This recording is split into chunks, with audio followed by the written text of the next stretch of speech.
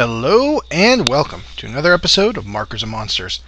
I'm your host Colin, and today we are going to be talking and drawing all things zombie. Specifically, in the drawing at least, their eating habits. Lots of fun. Now, just a quick little word of warning, a little bit of gore in this video, tiny bit of cartoon gore, but if that's not your thing, then just be forewarned.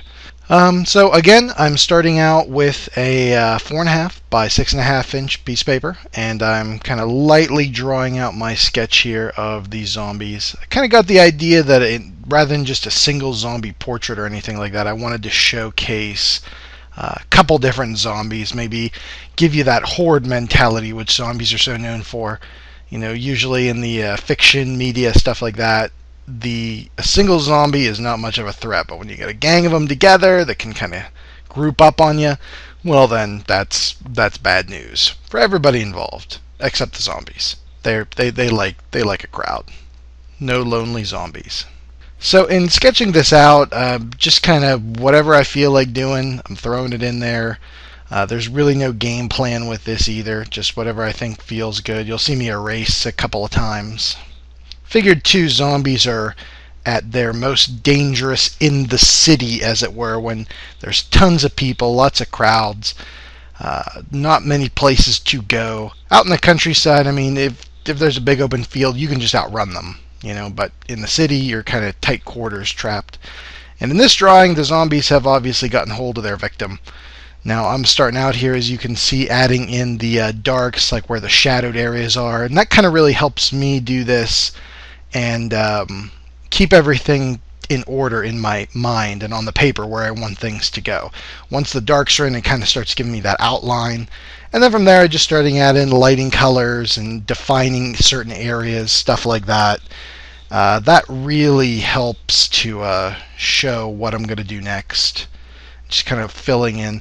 And again, as I talked about in the Cthulhu video, episode 1, with organic shapes like zombies, you don't really want a single solid color of green. You don't want them to just be one color. So with the markers, I tend to use a bunch of different kinds.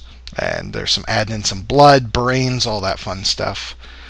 I love gory zombie movies. I'm not the biggest gore hound in the world, but I do like me some gore every now and again. So it's fun to draw too, especially if you keep it cartoony. It's kind of splattery and messy, just a lot of fun.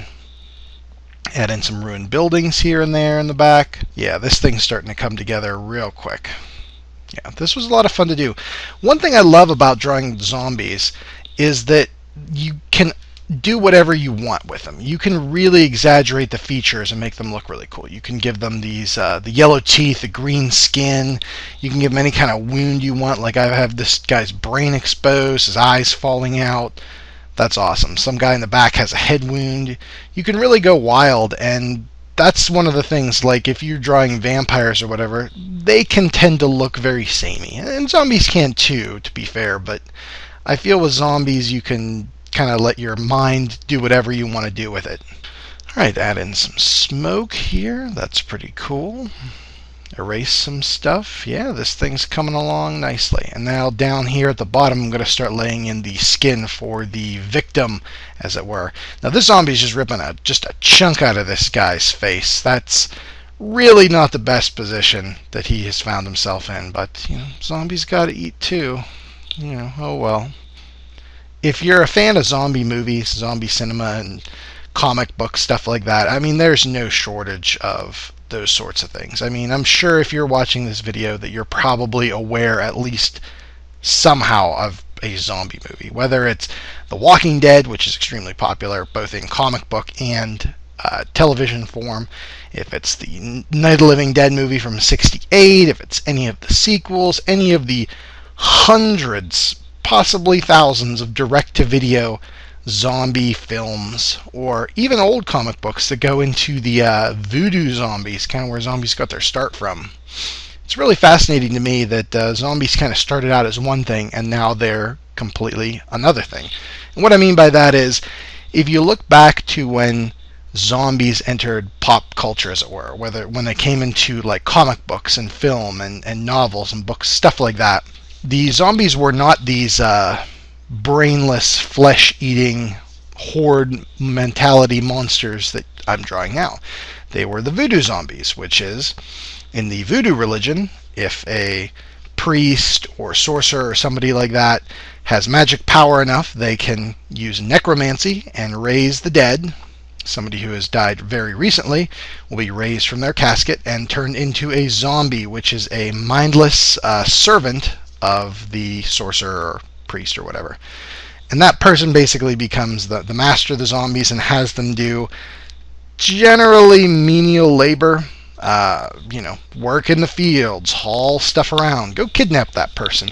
Stuff that doesn't require a lot of thought, as they're essentially mindless servants. No, they didn't eat flesh or anything like that. They really had no will of their own. If somebody approached a zombie and that zombie had no orders to say kill that person or prevent them from entering wherever it is, the zombie would just stand there and let them go. I mean, they, like I said, no will of their own whatsoever.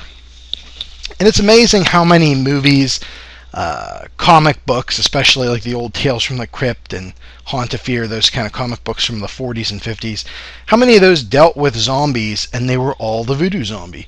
The flesh-eating zombie that we all know and love today didn't really come around until 1968, when George Romero filmed Night of the Living Dead right here in my backyard in Evans City, Pennsylvania. And that really changed the way people thought of these creatures. It went from, again, that voodoo zombie to what we know and love now. And it's amazing, too, that the voodoo zombie has basically completely gone the way of the dodo. I can't think of any relatively recent media that involves zombies in that manner. Anytime you see a zombie, it's these kind of zombies. And that's generally fine. I like that there's a lot of variety, out there. That you can start as one thing, you can end up as another, and everybody loves it.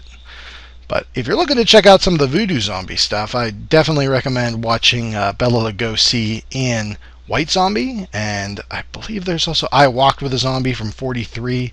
That's another good one. Again, a lot of EC comics. Now, if you're into the flesh-eating zombies, the kind you probably love already, then definitely check out the Walking Dead TV show. Is excellent. Night of the Living Dead, to see kind of where they came from. Any of its sequels, like Day of the Dead, Dawn of the Dead. The remakes of those, some of them are okay. The Dawn of the Dead remake's actually pretty good. The other ones, not so much. Oh, I'd be remiss if I didn't mention the 1993 Tom Savini directed remake of Night of the Living Dead. It is excellent. I'd almost even suggest checking that one out more if you're into the more modern stuff, as it's a good update. The original Night of the Living Dead is definitely a classic, but it's an older film. I know that's not for some people, although I still say you should watch it. But hey, do whatever you want, it's all good. There's also been a ton of zombies in video games, board games, books, you name it, they're there. Video games especially. If you're not mowing down hordes of zombies, they might be an enemy. Zombies are in D&D, Castlevania, a lot of medieval fantasy stuff. It's cool. You should definitely check some of that out too. When I'm doing this, I generally don't worry too much about the thick and the thin right away. I just kind of lay the ink down wherever I feel like. And also I know that I can go over anything with marker if I need to. Like if there's an area I think you can see right at the top of that zombie's hand, I added in a little diamond shape. Well, that's eventually going to be another finger area for him. So I'll color that in green once I'm done with it. That's one of the things about these kind of marker drawings, is that they're relatively easy to just kind of throw together. You can make mistakes, it's okay. The medium's not super unforgiving or anything. I made that zombie in the back look kind of like, ooh, he's hungry, but he needs to find an inn to get a hold of this guy. He was actually a lot of fun. I like his eyes, are really cool. But yeah, just keeping it loose. Again, the buildings in the back, they don't need to be straight up and down or anything like that. I kind of wanted to give it like a ruined city look. And sometimes you can over texture, like in that background. I chose not to add in any windows or lines to the building, anything like that, just because I absolutely didn't want it to take away from the zombies eating this dude right in the forefront. So that's what I did.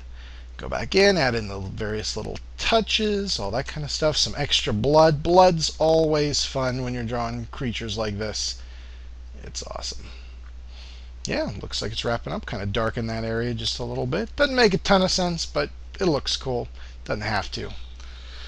Yeah, looking good. I'm liking it. This poor sap. Oh man, it's just not his day. And that zombie, he's having a good dinner, and that's a good day for him.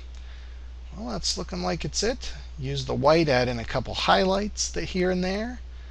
Make that really cool, especially in that hair, to make it look like it's not just one texture, one solid black. Things do that. Finish up. Let's get our name signed onto it here. Colin 16, and boom, we're done. Here's a look from the scan. Might give you a better look. So there you have it. Alright guys, hey, thank you so much for watching this video. I really appreciate it. If you want to connect with me on Facebook or DeviantArt or Etsy or any of the other social media things I may happen to be on, they're up on the screen right now. Thanks so much again. Hope you enjoyed, and I'll see you on the next episode of Markers and Monsters.